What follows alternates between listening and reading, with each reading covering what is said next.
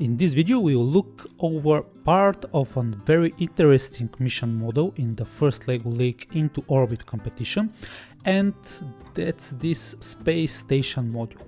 And there are a lot of things going on with this model and module in the competition, but for this specific tutorial we'll look at the mission where you have to bring this module from the base and place it right here. So it's somewhere in the base, you move along the field and you must place this module right here on the mission model.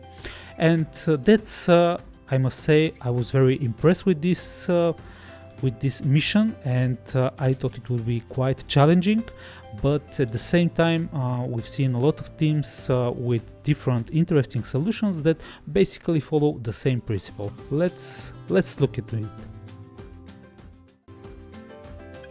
Find this and more tutorials at FLLCasts.com.